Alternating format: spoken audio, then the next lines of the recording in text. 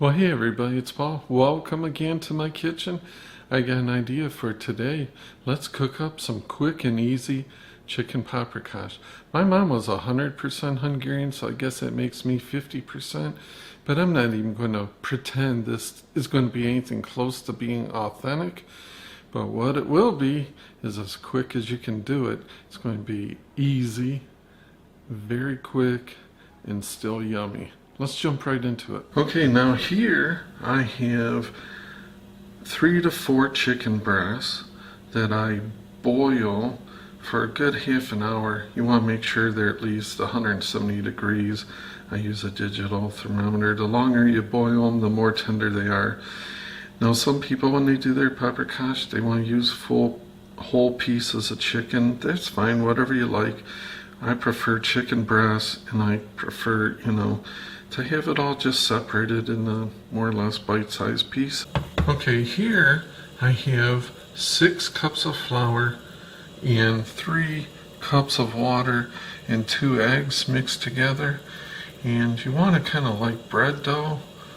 You want it sort of solid, but not too wet. Now this is the same water that I use to stew the chicken breasts in. And you may as well use it. It's already hot, it's already boiling, it's fine. It's got some chicken flavor to it, so I just dropped the dumplings in. And the dumplings will tend to grow just a little bit on you.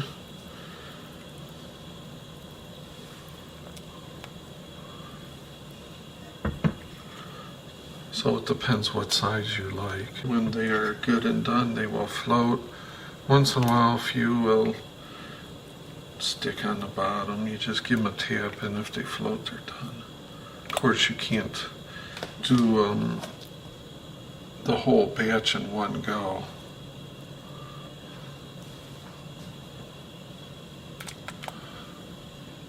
You can kind of look down there and see if there's any space on the bottom. You don't want them to be piled up on top of each other. They won't float ever. It doesn't take too long. You see here already a few are coming to the surface. So here in the old cast iron, I'm going to start with like 2 tablespoons of butter and a 24-ounce tub of sour cream. I know some people like to saute some onions in theirs, and that'd be fine. I usually add a little bit of onion salt, mainly because my daughter's not a big onion fan. And I've found that using this is really handy as far as scooping out the dumplings. And if a little bit of juice comes into it, that's all fine too. Just the first load, so I'm going to start putting in some of the chicken. I've got my temperature on low. I want to keep it stirred.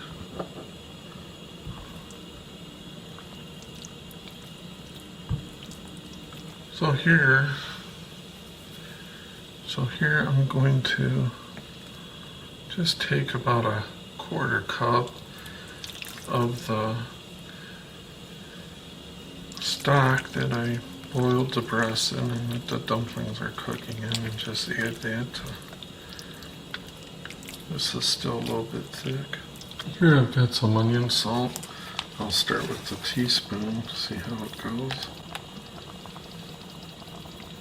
Now this is the thing with the water, is you don't know, everybody's going to get a different amount when they're bringing in their dumplings. So this is probably going to be about a 1/2 cup so far that I've put in.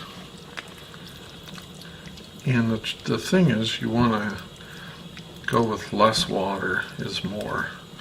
Because if you get it too runny, unless you've got more sour cream, it's just going to be too runny.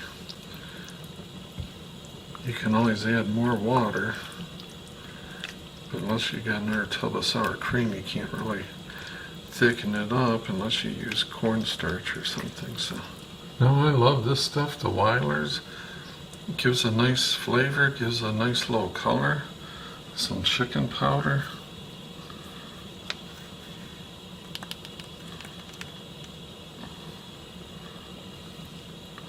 And you know, you want to do this to taste, of course. Everybody's different. So that's going to be 2 teaspoons. So of course, you can't have chicken paprikash without a good amount of paprika. I'm just going to powder it and probably add more later, but a good healthy amount. And stir that in.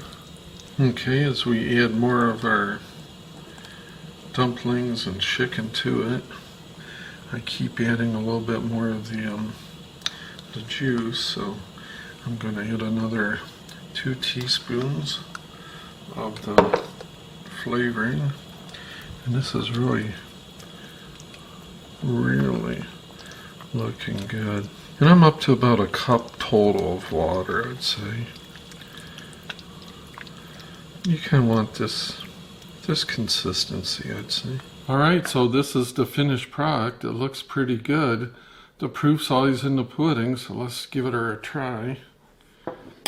It's hard to see. It's like a faint orange, I guess you would call it. That's how I remember my mom always doing it. Here's a nice bite of dumplings.